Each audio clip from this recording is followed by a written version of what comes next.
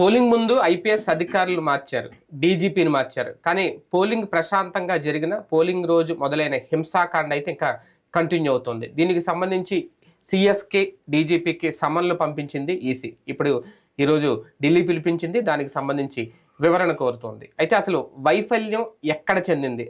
మార్చినా సరే, అధికారులు మార్చినా, పోలీస్ బాస్ను మార్చినా సిఎస్ను మార్చకపోవడం లోపమా లేదంటే మార్చినా సరే ఎందుకు నియంత్రణలోకి రాలేదు, హింసాకాండ ఇంకా కంటిన్యూ అవడానికి లోపం ఎక్కడుంది? ఈ చర్చ అయితే ఇప్పుడు నడుస్తుంది. దీనికైతే సమాధానం చెప్పాలి. అసలు ఏం జరిగింది, ఏం జరుగుతుంది, వెనకాల జరుగుతున్న రాజకీయ కుట్రలకు అధికారులు బలవుతున్నారా, అధికారుల నిర్లక్ష్యానికి సామాన్య ప్రజలు బలవుతున్నారు? ఇది అంశం మీద చర్చించే ప్రయత్నం చేద్దాం. సరే, ఎలా చూడాలి? ఫస్ట్ వైఫల్యం ఎవరిది, బాధ్యులు ఎవరు? హింసాకాండ అయితే ఆగలేదు, కంటిన్యూ అవుతుంది. నియంత్రణ లోపం చాలా స్పష్టంగా కనిపిస్తోంది. వైఫల్యం ఎన్నికల సంఘానిది, బాధ్యులు మాత్రం ఖచ్చితంగా రాజకీయ పార్టీలు. ఎందుకు అంటే వైఫల్యం ఎన్నికల సంఘాన్ని అంటే ఇక్కడ ఎన్నికల సంఘం కాదు, కేంద్ర ఎన్నికల సంఘాన్ని ఒత్తిళ్లతో నిర్ణయం తీసుకున్నది. ఇప్పుడు సాధారణంగా ఎన్నికలప్పుడు అపోజిషన్ కోసం పనిచేసినట్టుగానే చేసింది. అంటే మొహమాటం అనాలా, ఒత్తిడి అనాలా? అది సాధారణంగా కంప్లైంట్ చేసిన వాళ్ళందరినీ తీసి అవతల పడేసేటట్టయితే మొత్తం తీసేసి పెట్టుకోవాలి. ఇప్పుడు ఇది కొత్త పార్టీ అయితే వాళ్ళు కొత్త వాళ్ళకి అదేదో అడిగారులే అనుకోవచ్చు. సుదీర్ఘకాల పార్టీనే కదా, అంటే అందులో ఉద్యోగుల్లో తనకి అనుకూలరు, అవతల వాళ్ళకి అనుకూలరు అన్నటువంటి రూట్లో ఆలోచిస్తుంది కదా. అట్లాంటప్పుడు అసలు నువ్వు ఎట్ట నిర్ణయం తీసుకుంటావు ఒక ఎన్నికల సంఘంగా? అక్కడ ఉన్నటువంటి అధికారులు ఏదైనా తప్పు చేసినప్పుడు కఠినంగా వ్యవహరించడంలో తప్పు లేదు. ఫర్ ఎగ్జాంపుల్, ఎంత వెర్రితనపు నిర్ణయం తీసుకుంది. మోడీ మీటింగ్లో మైకు మీద పడింది ఎవరు? తెలుగుదేశం పార్టీ. ప్లానింగ్ ఎక్కడ ఫెయిల్ అయ్యింది? తెలుగుదేశం పార్టీ. దాని చుట్టూతో మనం ఎన్నో చూసాం మీటింగులు. నేనైతే కనీసం 100 పైనే బహిరంగ సభలు చూసుంటా, భారీ బహిరంగ సభ. ఆ బహిరంగ సభల్లో సాధారణంగా మైకు దగ్గరికి చుట్టూతో ఫుల్గా అసలు మైకు మనకు కనబడదు. ఆ సిస్టమ్ అంతా కూడా వెనకాల ఎక్కడో పెట్టుకుంటారు, లేదా సైడ్కి పెట్టుకుంటారు. అది స్టేజీకి దగ్గరలోకి వెళ్ళడానికి అసలు అవకాశం ఉండదు. అట్లాంటిది అట్లా ఎట్లా పెట్టారు అంత సిల్లీగా? అదేదో రికార్డింగ్ డ్యాన్స్ ట్రూపుల దగ్గర పెట్టినట్టు పెట్టారు అది తీసుకొచ్చి. దాని ఇంపాక్ట్ ఏమైంది? దెబ్బతింది. దానికి కారణం పోలీస్ అధికారికి ఎట్ట అవుతాడు అసలు నాకు అర్థం కాల. మైక్ ఫెయిల్యూర్ నీది, టెక్నికల్ ఫెయిల్యూర్ నీది, లా అండ్ ఆర్డర్ ఫెయిల్యూర్ అంటారా దాన్ని? ఏమన్నా మడ్డలు జరిగినాయా, కొట్టుకున్నారా, నరుక్కున్నారా, ఏం జరిగింది? ఎట్లా తీసేస్తారు అసలు? అంటే వీళ్ళు మైకు ఓడు సరిగ్గా పెట్టుకోకపోతే, వీళ్ళ సెక్యూరిటీ సరిగ్గా వీళ్ళు పెట్టుకోకపోతే చుట్టూతో ఎగబడింది కూడా ఎవరు? సొంత కార్యకర్తలే కదా. వీళ్ళ కార్యకర్తలు నియంత్రించుకోలేక పోలీస్ అధికారిని బదిలీ చేస్తారా? అదే కదా. ఇక పోతే మిగతా సంఘటనలు, లోకల్గా జరిగినటువంటి చిన్నపాటి సంఘటనల్ని బేస్ చేసుకుని అక్కడ ఒక 2 వ్యక్తుల మధ్య తగవులు, వాళ్ళల్లో ఒకడు వీడి సింపతైజర్ అయి ఉంటాడు, ఒకడు అవతలోడు సింపతైజర్ అయి ఉంటాడు. ఆ సింపతైజర్నే పెద్ద భయంకరమైన ఇష్యూ కింద చూపించేది. వ్యక్తి నిజంగా రాజకీయ కక్షలు అయితే తప్పులేదు, అసలు ఇప్పుడు కదా యాక్షన్ ఉండాల్సింది.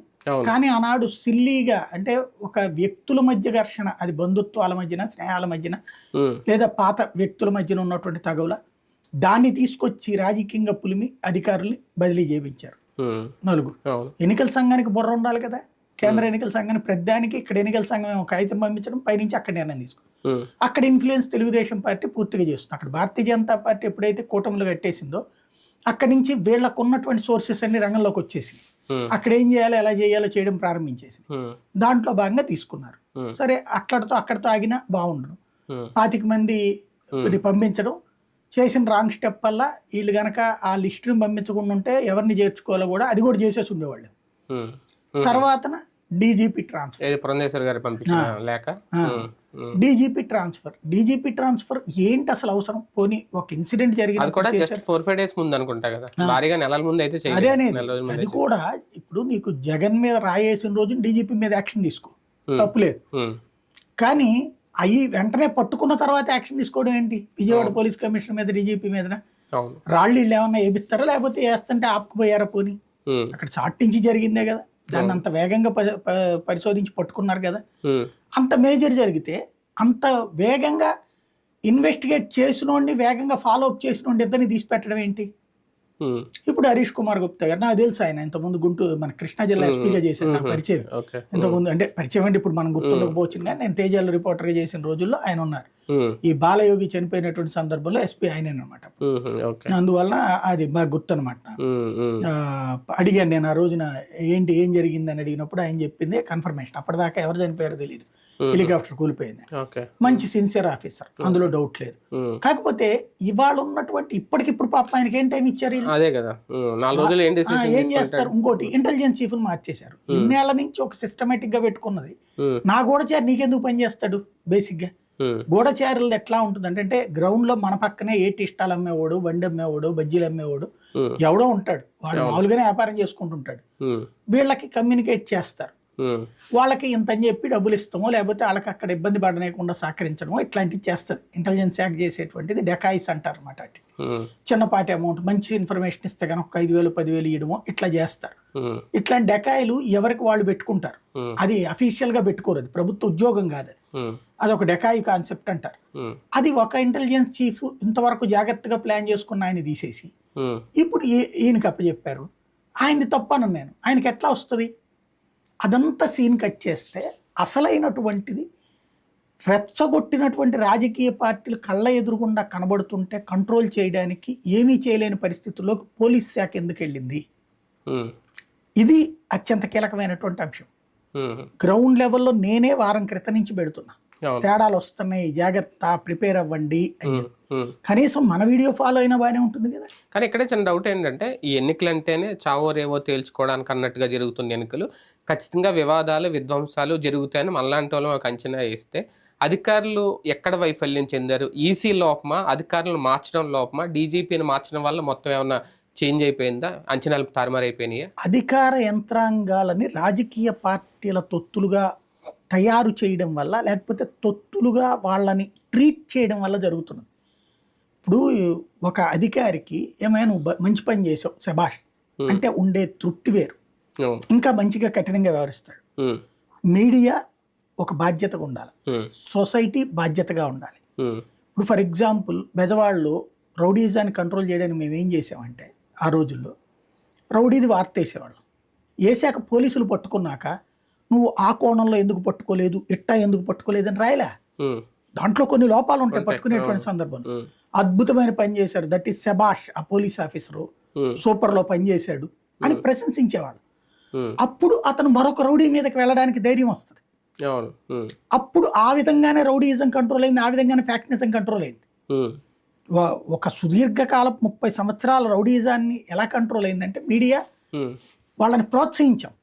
సురేంద్రబాబు గారైనా, డిటి నాయక్ గారైనా, సుదీప్ లక్టకి అయినా, కేఎస్ఎన్ మూర్తి అయినా, ఇట్లాగా పవర్ఫుల్ ఆఫీసర్లు సక్సెస్ ఎందుకు అయ్యారంటే ప్రోత్సహించాం మేము. అదే సందర్భంలో వాళ్ళని వ్యతిరేకిస్తూ కోర్టులో కేసులు వేశారు లాయర్లు, బార్ అసోసియేషన్ తరఫున. అయినా సరే మీడియాగా మేము వీళ్ళని నెత్తిన పెట్టుకున్నాం. ఎందుకు అంటే చెయ్యాలి, వాళ్ళు చేయకపోతే సమాజానికి రక్షణ లేదు. ఇవాళ మీడియాకి ఆ బాధ్యత లేదు. ఇప్పుడు ఏం జరుగుతుంది అక్కడ ఇన్సిడెంట్స్, ఇప్పుడు ఏదైనా ఒక నిర్ణయం తీసుకున్నారనుకోండి. ఇప్పుడు ఫర్ ఎగ్జాంపుల్ నిన్న తాడిపత్రిలో జరిగినటువంటి నాకు అద్భుతం అనిపించింది. ఇద్దరుని తీసుకెళ్లి పక్కన పెట్టాడు. పర్ఫెక్ట్ ప్లానింగ్ అది. నాయకులు రోడ్డు మీద ఉంటే ఇప్పుడు ఎట్లుంటదంటే, నాయకులకి సినిమాల్లో చూపెట్టిన దానికంటే దరిద్రంగా ఉంటది. ఇప్పుడు ఫర్ ఎగ్జాంపుల్ మన పెద్దారెడ్డి వాళ్ళ మీద వీళ్ళు వెళ్ళి గొడవ పడ్డగానే వాళ్ళ ఆ రోజున సైలెంట్గా ఉన్నారు. వెంటనే రెండో రోజు ఇన్సిడెంట్ జరుగుతుంది, అది ప్రిపేర్డ్గా ఉండాలా, అలర్ట్ అయ్యారు. వాళ్ళు అలర్ట్ అయితే ఈ లోపు పత్రికలు ఏం రాశారు, 1 సైడెడ్ గా సాక్షి వాళ్ళు ఇదంతా పోలీస్ అధికారులంతా తొత్తుల్లా పనిచేస్తున్నారు. దాంతో వాళ్ళు భయపడిపోయి ఎందుకని ఆగారు. రెండో రోజు వీళ్ళు వచ్చి అటాక్ చేశారు జేసీ వాళ్ళ వరకు. ఈ రెండు వీళ్ళేం రాస్తున్నారు, ఇప్పుడు మళ్ళీ చూస్తూ ఊరుకున్నారు. అదే అధికారులు కదా మీరు కోరుకుంది. రెండవది ఇక్కడ వాళ్ళు చేసింది చాలా పర్ఫెక్ట్. లోపలికి వెళ్ళి ఇళ్లల్లోకి వెళ్ళి నాయకులు పట్టుకుపోవడం, తలుపులు పగలగొట్టి మరి. ఈ పక్కన అనుచర ఎదవలు ఉంటారు, పల్లెకారులో పల్లెకారులు కదా అనేది పాలెగాళ్ళు అన్నారు. ఫ్యాక్షనిస్టుల దగ్గర పనిచేసే పాలెగాళ్ళు అనమాట. పాలేర్లకు ఎక్కువ, అదే సందర్భంలో రౌడీలకు తక్కువ. వాళ్ళు చేసే అరాచకాలు వాళ్ళు ఎట్లా ఉంటుందంటే, అసలు నాయకుడు మంటలు చేయడు, అసలు నాయకుడు ఏం చేయరు, ఈ ఎదవలే మధ్యలో చేసేది. వీళ్ళకి పెళ్ళాం బిడ్డలు ఈ లెక్క లేదు, మందు పడితే ఏ ఎదో పని అయినా చేస్తారు. క్రూరత్వం వీళ్ళ నరనరాన ఉంటుంది. ఆ క్రూరపు ఎదవలు వచ్చి వీళ్ళని రెచ్చగొడతారు. ఏమన్నా ఆడు కొడతంటే నువ్వు మగాడు కాబట్టి చెప్పను మేము చూసుకుంటాం అంటుంటారు. ఇక్కడ ఆడు మగాడు అనిపించుకోవాలి, లేకపోతే అక్కడ ప్రజల్లో చులకనైపోతారు. కాబట్టి ఇప్పుడు వాళ్ళు ఒకళ్ళకొకళ్ళు పక్కన కూర్చోబెట్టుకుని రెడీ చేసుకుంటున్నారు. ఆ టైంలో పోలీసులు ఏం చేశారు, మెయిన్ తలకాయలను పట్టుకుపోయారు. మెయిన్ తలకాయలను పట్టుకుపోతే ఇక్కడ గైడ్ చేసేవాడు ఉండడు. వీళ్ళు ఏంటంటే ఇది కరెక్ట్గా చెప్పాలంటే తుపాకీలు వీళ్ళు. ఈ ఆయుధాన్ని ఎలా వాడాలి అన్నటువంటిది నాయకులిద్దరికీ తెలుసు. ఆ నాయకులు అనే వాళ్ళని అవతలి తీసుకెళ్తే తుపాకీ అక్కడ పెట్టుకుని ఏం చేస్తారు, అది పోలీసులు చేసింది పర్ఫెక్ట్ ప్లాన్. కానీ ఆ పోలీసు అధికారుల్ని సాక్షి బూతులు తిడుతుంది, ఈనాడు జ్యోతి బూతులు తిడుతుంది. వాళ్ళదే తప్పు. అంటే వాళ్ళు చేసిన తప్పెట్టవుతుంది. ఇళ్లలోకి వెళ్ళారు, సీసీ కెమెరాలు పాల్గొట్టారు. ఎస్, లేకపోతే రేపటి నుంచి జీవితకాలం కోర్టుల చుట్టూ తిరగాల. ఏం చేయాలా, ముందు ఆ నాయకులు ఇద్దరిని తీసుకెళ్ళాక కదా కంట్రోల్ అయింది తాడిపత్రి. అట్లాగే నరసరావుపేటలో ఇద్దరిని గృహ నిర్బంధం చేయడం వల్ల కదా ఆగింది. కానీ ఈ పత్రికల వార్తలు వాస్తవంగా మీడియా ధర్మం ఏంటంటే ఇట్లాంటి సందర్భంలో ఎవడు తప్పు చేస్తున్నాడు. ఇప్పుడు ఫర్ ఎగ్జాంపుల్ చిన్న ఉదాహరణ చెప్తాను నేను. విజయవాడలో ఒకప్పుడు నేను ఈనాడులో పనిచేసిన రోజుల్లో దుర్గా కోఆపరేటివ్ బ్యాంక్ అనేది ఒకటి ఉండేది, ఇప్పటికి ఉంటుంది.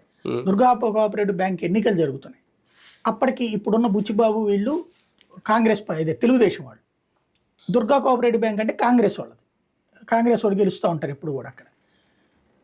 ఆ రోజున ఏదో పార్టీ ఆవిర్భావ దినోత్సవం ఏదో జరుగుతూ ఉంటే వాళ్ళు వచ్చి టీడీపీ వాళ్ళు అటు వచ్చారు. బుచ్చిబాబు అప్పుడు నగరాధ్యక్షుడుగానే ఉన్నాడు టీడీపీకి. వాళ్ళు ఆ ప్రాంతంలో ఉన్నటువంటి ప్రోగ్రాంకి వచ్చారు.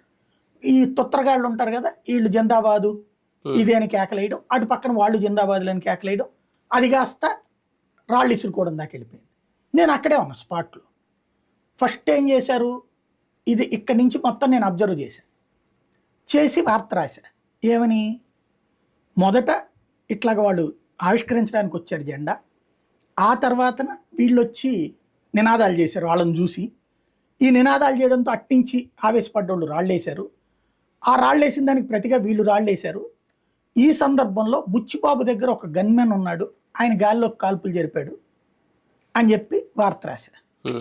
ఇది నేను రాసిన వార్త ఈనాడు. రాస్తే నేను ఆఫీస్కి వెళ్ళేటప్పటికి హైలీ ప్రెషర్ నాకు. ఎవరు, స్వయంగా స్టాఫ్ రిపోర్టర్లే. అట్నుంచి వచ్చిన కమ్యూనికేషన్ ఏంటంటే అబ్బాయి అసలు మా మీద దాడి చేశారని అట్ రాయమన్నారు బ్యూరోలో ఉన్నటువంటి రిపోర్టర్. నేను డెస్క్ ఇన్ఛార్జ్ గారి దగ్గరికి వెళ్ళి చెప్పాను, సార్ నేను ప్రత్యక్షంగా ఉన్నాను స్పాట్లో, జరిగింది ఇది, మరి అట్ట రాయమంటే నేను ఎట్ట రాయాలో నాకు అర్థం కావట్లేదు, నాకు తప్పుగా రాయడం చేత కాదండి అంటే, నువ్వు ప్రత్యక్షంగా చూసావు కదా అన్నారు. చూశానన్న, నువ్వు వెళ్ళిపో అన్నారు. రెండో రోజున ఇది ఫ్రంట్ పేజీ పడింది. ఇక నన్ను మామూలుగా ఆడుకోలేదు, అందరూ స్టాఫర్లే. నేను ఆఫ్టర్ ఆల్ స్ట్రింగర్. ఏమని, నువ్వు బుచ్చిబాబు ప్రమాణం చేశాడు ఆ పిల్లల మీదన, అసలు గన్మెన్నే లేడు, నీకేం తెలుసు అది అని చెప్పేసి. అప్పుడు ఈలోపు పోలీస్ కమిషనర్ అక్కడికి వచ్చారు, నారాయణరావు దేశ్ముఖ్ గారు ఎవరో, విజయవాడ 1 టౌన్ అని సమాధానం చెప్పు, గన్మెన్ కూడా లేడని చెప్తున్నాడు అది అన్నారు. 2 టౌన్ పోలీస్ స్టేషన్కి వచ్చారు. వచ్చినప్పుడు ఆయన, ఇది నేను వచ్చాను చూశాను, ఇదంతా కనుక్కున్నాను, అసలు గన్మెనే లేకుండా బుచ్చిబాబుకి తుపాకీ ఎక్కడి నుంచి వస్తుంది, గాల్లోకి ఎట్ట కాల్పులు జరుపుతారు. మిగతా వాళ్ళు మనవాళ్ళలోనే ఉంటుంది కదా, వెటకారంగా నవ్వడం, ఇదంతా రెడీ, ఎవడు లేనోడిని అవుతాడు అనమాట. నేను అప్పుడు అన్నా, సరే సార్ కనీసం మీరు అక్కడ ఉన్నవాళ్ళు ఎవరైనా ఎంక్వైరీ చేశారు, మీరు డైరెక్ట్గా పోలీస్ స్టేషన్కి వచ్చేసారు, నేను ఆఫ్టర్ ఆల్ స్ట్రింగర్ కొత్తగా వచ్చినోడు నేను అని అడిగితే ఆయన ఏమన్నారంటే, కమిషనర్ గారు స్పాట్లో చూడలేదు, ఎవరు ఎంక్వైరీ చేస్తాను. మరి ఎంక్వైరీ చేయకుండా మీరు గన్మెన్ లేడంటే, సరే గన్మెన్ ఆయనకి లేకపోయి ఉండొచ్చు, ఆయన ఎవరు మనిషి, దేవినేని నెహ్రూ గారి మనిషి, నెహ్రూ గారు గన్మెన్ ఏమన్నా రావచ్చా అని అడిగా. వెంటనే ఆయన షాక్ అయ్యాడు, ఎందుకంటే పెద్దోళ్ళ పేరింటేనే వెనుకప్పుడు ఆ రోజులు. అట్లా కుదరదు అన్నారు. ఒకవేళ వచ్చుంటే తప్ప రైటా అని అడిగా, తప్పే అన్నారు. సరే అట్లయితే మరి అది చెక్ చేసుకోండి అన్న. వెంటనే అక్కడ వాళ్ళని పిలిపించవయ్యా అన్నారు. మీ ఎదురుగుండా అని చెప్తానే పిలిపించా అన్నారు. అక్కడ ఉన్న టీ స్టాల్ అదే బడ్డీ కొట్టు అతను ఒక అతను పిలిచారు. పిలిచినప్పుడు వెంటనే అతన్ని అడిగారు, అడిగితే అవును సార్ గన్మెన్ ఉన్నాడు, మీ పక్కన ఉన్న ఆయన యూనిఫామ్ లో ఉన్నాడండి. అప్పుడు నేను చెప్పండి సార్ అన్న. అప్పటిదాకా నవ్విన వాళ్ళది అయిపోయింది. సీన్ కట్ చేస్తే మరుసటి రోజున నెహ్రూ గారికి సెక్యూరిటీగా ఉన్నటువంటి దాదాపు 20 మంది 30 మందిను బదిలీ చేశారు. అంటే వాళ్ళు వేరే పర్పస్ కండి. అంటే ఇది ఒక మీడియాగా మనం ఒత్తిళ్ళకి లొంగకుండా చేయాల్సినటువంటి వ్యవహారం. అంటే నేను అనేది గ్రౌండ్ లెవెల్లో మిగతా పత్రికలను నేను రాసిన పరస్పర దాడులు, కొంతమంది ఏమో తెలుగుదేశం మీదనో కాంగ్రెస్ దాడి ఇట్లా నేను ప్రత్యక్షంగా చూశాను కాబట్టి రాశా. ఇప్పుడు ఎట్లా జరుగుతున్నాయి ఇవి? మొన్న జరిగింది నాకు కనబడుతున్నది ఏంటి, తెలుగుదేశం వాళ్ళు దాడి చేశారు. అంటే పత్రికల్లో వచ్చిన వార్తలలో జరిగిన సూక్ష్మాన్ని అర్థం చేసుకుంటే ఎన్నికల రోజున తెలుగుదేశం వాళ్ళు పూర్తి స్థాయిలో దాడులకు పాల్పడ్డారు. దానికి సాక్ష్యం మనం అక్కర్లా, వాళ్ళ మీమ్స్ పేజీల్లోనే ఉరికిచ్చి కొట్టారు. పెద్దారెడ్డికి ఉచ్చబడింది, లేకపోతే అతని పేరేంది వంశీని సినిమా చూపించారు, నానికి దమ్మేంటో చూపించారు, శభాష్రా ఇట్లా పెట్టారంటే అర్థం ఏంటి? వాళ్లే దాడులకు పాల్పడ్డారని కదా. అట్లాగే అతని పేరేంటి కాసు మహేష్ రెడ్డి పరుగులు పెట్టాడు మన వాళ్ళ దెబ్బకి, ఇట్లాంటివి పెట్టారంటే ఏంటి? వీళ్ళే దాడులు చేశారనే కదా. రెండవ రోజున ఏం జరిగినాయి, వీళ్ళు రివోల్ట్ అయి కొడుతున్నారు. రెండో రోజుని ఫస్ట్ దాడి జరగడం నీ ఊహకు అందం ఉండకపోవచ్చు పోలీసులు, రెండో దాడి జరుగుతుందని అందం ఉండాలి. కానీ పోలీసు అధికారులకు భయం వేస్తుంది. ఎందుకని? పత్రికల్లో రాస్తున్న వార్తలు చూసి. వీళ్ళు వాళ్ళని వీళ్ళని మొప్పించుకుంటూ కూర్చోవడం కుదరదు. ఈ టైంలో ఎన్నికల టైం, తర్వాత ఎవడో వాడు ఏ పోస్టింగ్ ఇస్తాడు, ఈ తొక్క తోలి ఇవన్నీ ఎందుకు? ఇద్దరిని తీసుకెళ్ళి లోపలై నీకేమవుతుంది అయితే గీతే నీకు మంచి పోస్టింగ్ ఇయ్యరు. కానీ వీళ్ళకి రేపు పొద్దున అధికారులకు తెలుగుదేశం వాళ్ళు వస్తారేమో, మనకు పోస్ట్ ఇయ్యరేమో మంచి పోస్టులు, అదే వైసీపీ వాళ్ళు మళ్ళీ వస్తారేమో మనకి మంచి పోస్ట్ ఇయ్యరేమో అని చెప్పి ఎట్టాగు ఇవ్వనోడు ఎట్టాగు ఇవ్వడు. ఈ టైంలో నువ్వు నిజమైన పోలీసుగా ఉంటే ప్రజలకు మగాళ్ళలాగా కనబడతావు. ఇవాళ నాకు కనిపిస్తున్నటువంటిది అయితే మాత్రం భవిష్యత్ చిత్రం, రేపు 4వ తారీఖు ఎన్నికల తర్వాత మర్డర్లు జరుగుతాయి రాష్ట్రంలో, బాంబులు సమకూర్చుకుంటున్నారు. నేను విన్నటువంటి సమాచారం ఎవరు వచ్చినా ఉంటది. తెలుగుదేశం అధికారంలోకి వస్తే ఒక ఏడాదో 2 ఏళ్ళు జరుగుతాయి ఘర్షణలు, వైసీపీ అధికారంలోకి వస్తే ఒక 3 నెలలు జరుగుతాయి.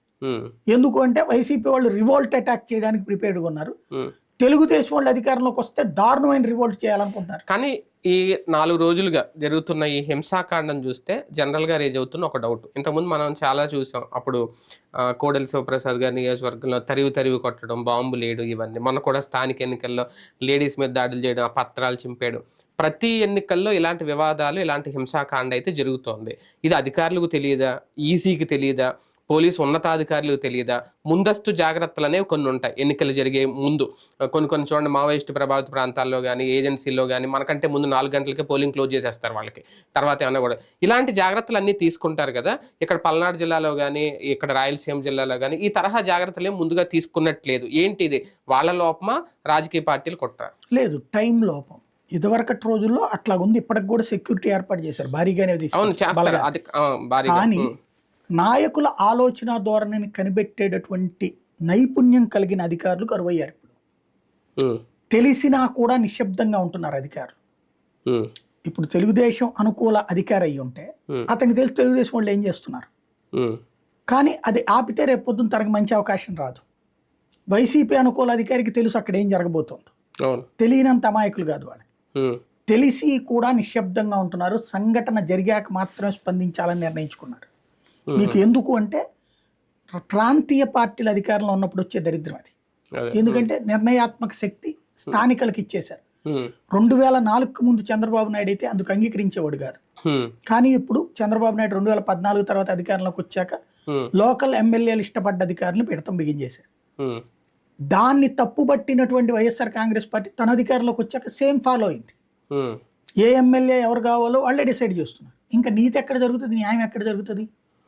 అప్పుడు వాళ్ళు ఆ పోస్టింగుల కోసం నాయకులతో ర్యాపో మెయింటైన్ చేయాలనుకుంటున్నారు, కానీ పరిస్థితులు కంట్రోల్ చేయాలనుకోవట్లేదు. కేవలం ఒక రకంగా రైటర్ అంటాం మనం, కేసు జరిగితే రిపోర్ట్ రాసేటటువంటి రైటర్. పోలీసు అధికారులు ఇప్పుడు రైటర్ పాత్ర పోషిస్తున్నారు. ఏం జరిగిందో ఎక్స్ప్లెనేషన్లు ఇచ్చుకోవడం తప్పించి ముందస్తు నివారణ చర్యలు స్థానిక పోలీసు అధికారులు చేయలేకపోవడానికి కారణం ఈ భయాలు. భవిష్యత్తులో తమ పోస్టింగుల గురించిన భయంతో ప్రాథమికంగా తీసుకున్న నిర్ణయం ఒకటి. రెండవది మీడియా మనం ఏం చేస్తే ఏం రాస్తుందని భయం. వాళ్ళు మనలాంటి మనుషులే కదా. ఇంకోటి ఏంటి, ఈ దిక్కుమాలని వార్తల ఆధారంగా ఎన్నికల సంఘం చర్యలు తీసుకుంటారు. దాంతో ఏం చేస్తే ఏమవుతుందని భయపడి అసలు ఏమీ చేయకుండా కూర్చుంటున్నారు. వాళ్ళకి తెలిసి ఏం జరుగుతుందో.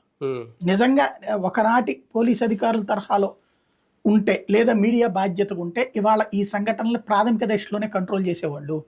నేను చెప్తున్నా, ఇప్పటికి కూడా నాకున్నటువంటి సమాచారం అయితే గ్రౌండ్ లెవెల్లోకి బాంబులు సమకూర్చుకుంటున్నారు. ఇదేంటంటే రావణ కాష్టం రగిలించడం సులభం, ఆర్పడం చాలా కష్టం.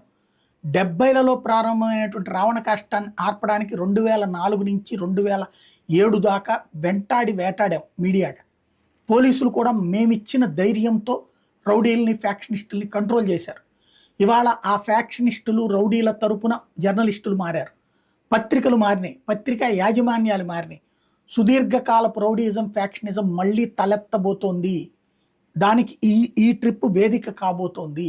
చాలా ప్రమాదకరమైన దశకి. ఒకనాడు హైదరాబాద్ బాగుపడింది అంటే ఓన్లీ బికాజ్ ఆఫ్ ఆంధ్రప్రదేశ్లోని ఈ ఫ్యాక్షన్ రౌడీల గొడవల వల్ల. ఊళ్ళో ఉంటే తమ బిడ్డలకి భవిష్యత్తు ఉండదు, ఏదో ఒక కేసుల్లో పెట్టి బొక్కలో దోస్తారు, జైలుకి పోతారు. కాబట్టి తమ బిడ్డల్ని తీసుకెళ్ళి కలోగంజో సాగుతామని చెప్పేసి ఆస్తులు అమ్ముకునైనా సరే హైదరాబాద్, బెంగళూరు లాంటి నగరాలకు పంపించేశారు. అక్కడ వీళ్ళు చేసే ఉద్యోగాలు చాలా చిన్నవే పాపం, కానీ బ్రతకడం కోసం ఇక్కడైతే బ్రతుకు లేదని అక్కడికి పంపించారు. మళ్ళీ ఆ రోజులు రాబోతున్నాయి. ఊళ్ళు ఖాళీ చేసే రోజులు, మొత్తం సర్వనాశనమయ్యే రోజులు వస్తాయి. ఇదంతా ద్వేషంతోనా, లేదంటే ఒకరి మీద ఒకరికొన్న కోపంతో ఏదైనా ఒక కొత్త హింస సృష్టించి ప్రయోజనం పొందాలని రాజకీయ పార్టీలు అనుకుంటున్నాయి? రెచ్చగొట్టిన పవన్ కళ్యాణ్, రెచ్చగొట్టిన చంద్రబాబు ఫలితం ఇది. తప్పు వాళ్ళదేనంటాను నేను. ఎందుకంటే జగన్ ఎక్కడ మీరు వెళ్ళి గొడవలు పడండి అని చెప్పట్లేదు అధికారికంగా, అనధికారికంగా ఎంకరేజ్ చేస్తుండొచ్చు, లేదా కింద నాయకులు చేస్తుండొచ్చు. బట్ చంద్రబాబు నాయుడు, పవన్ కళ్యాణ్ ఎప్పుడైతే ఉపన్యాసాల్లో విపరీతంగా రెచ్చగొట్టి అల్లర్లు సృష్టించడం తప్ప రేపు పొద్దున వాళ్ళకి ప్రయోజనం ఏముంటది? ఒకవేళ మీరు అన్నట్టు ఇదంతా కంటిన్యూ ఈ ఎన్నికల ముందు కదా, ఈ ఎన్నికల ముందు అల్లర్లు సృష్టిస్తే భయపెట్టడం కదా. అవును, అంటే ఇంకా కంటిన్యూ అవుతుంది కదా ఎన్నికలు అయిపోయినా సరే. ఇంకా రేపు పొద్దున ఫలితాలు వచ్చిన వాళ్ళకి ప్రయోజనం ఇంకెందుకు ఉంటుంది అంట. ఒక రావణ కాష్టం రగిలించడం వీళ్ళ చేతిలో ఉంటుంది, కంట్రోల్ చేయడం వీళ్ళ చేతిలో ఉండదు. సుదీర్ఘకాల రౌడీయిజం ఫ్యాక్షనిజాన్ని కాంగ్రెస్ ప్రోత్సహించింది, తెలుగుదేశం ప్రోత్సహించింది. ఎన్టీ రామారావు ఉన్నప్పుడు జిల్లాకు రౌడీ ఉండేవాడు, అలాగే కాంగ్రెస్ పార్టీకి ఫ్యాక్షనిస్టులు రౌడీలు ఉండేవాడు.